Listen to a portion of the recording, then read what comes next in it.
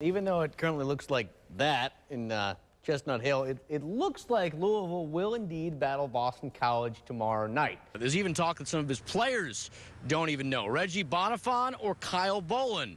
He likes to keep Georgia guessing, and he likes that element of surprise. Second half, Ulis to Marcus Lee. Beautiful.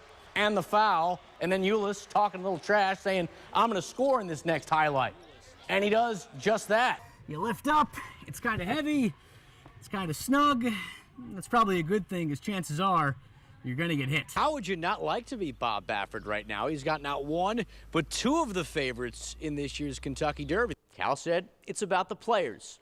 After all, they helped get him to the Hall of Fame. The easiest job in the world just got a lot harder. For almost 5 years, Andy Dalton never missed a day of work, meaning his backup just had to stand there and do a lot of this.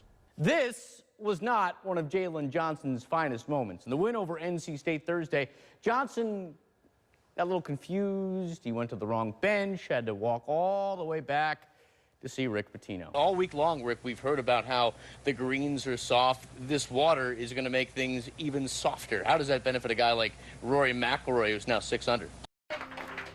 For 17-year-old Madison Williams, there isn't a better softball coach in the world than her father, Stan. A man that always gives his best to get her best. Sometimes he was calm, sometimes not so much. He would yell at all of us, probably me more than other people just because I'm his daughter. But this summer, Stan isn't yelling. He can't.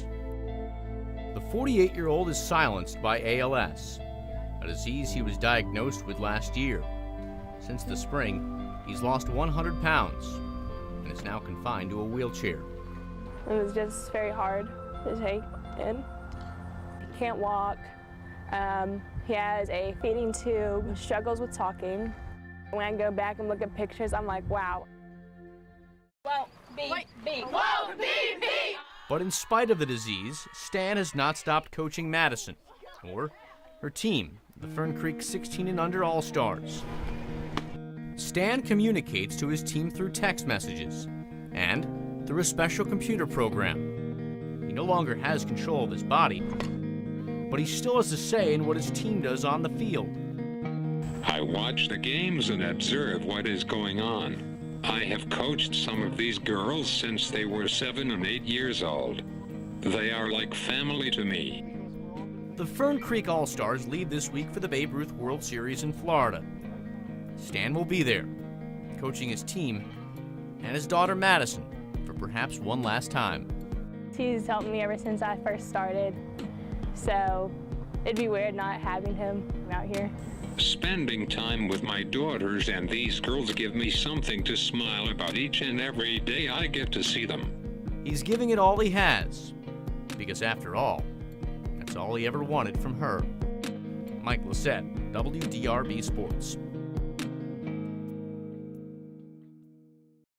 The ACC won't have to worry about the Louisville Cardinals at the conference tournament next month, but they do have to worry about them right now. The Cardinals can't play in the postseason, but they can still win the ACC regular season championship. They were just a game out heading into today's game with Duke, and that had Rick Pitino in a good mood. Rick was not smiling much early on. End of the first half, Louisville down 5. It's Grayson Allen. He scored 29. Duke up by 8 at the break.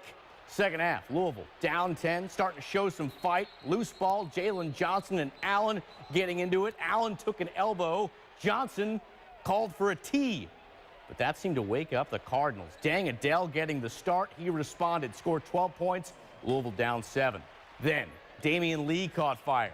Led the Cards an 11-2 run with 3 3-pointers. Lee scored 24. Cardinals go from being down 13 to up 4 with 5 minutes to go.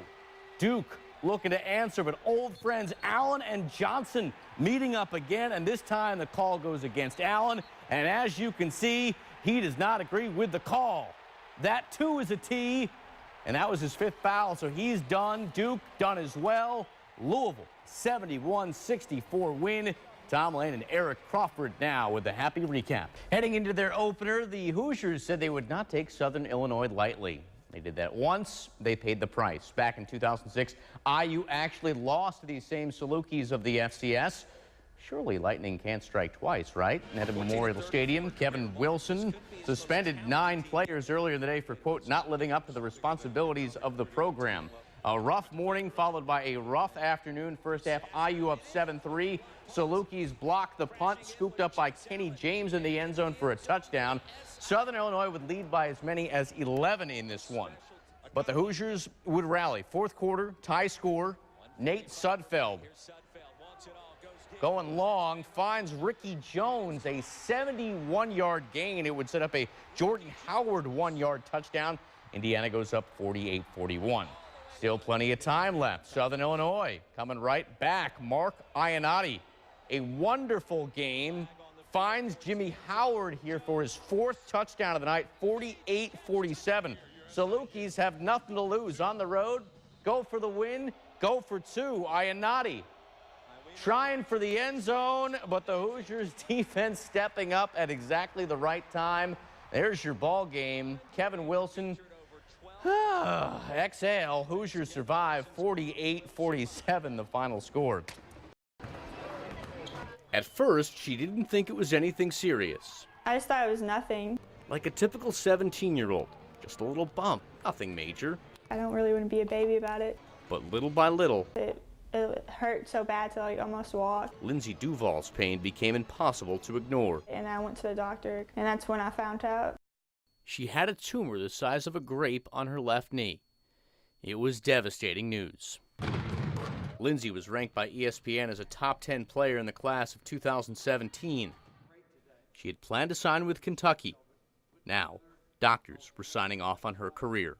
I mean, I was just shocked because it's like something I loved got took away from me. The doctor was very straightforward with the information. He started mentioning that there was a potential that, and if it spread, that you may have to lose a limb. It was very depressing that day. 3 long hours. That's how long it took for doctors to remove Lindsay's tumor. And there was good news. Said it was a completely different tumor than they anticipated. Feels very confident that they had got everything that they needed to, and that it's kind of mapped out a plan for her. That plan included a return to basketball.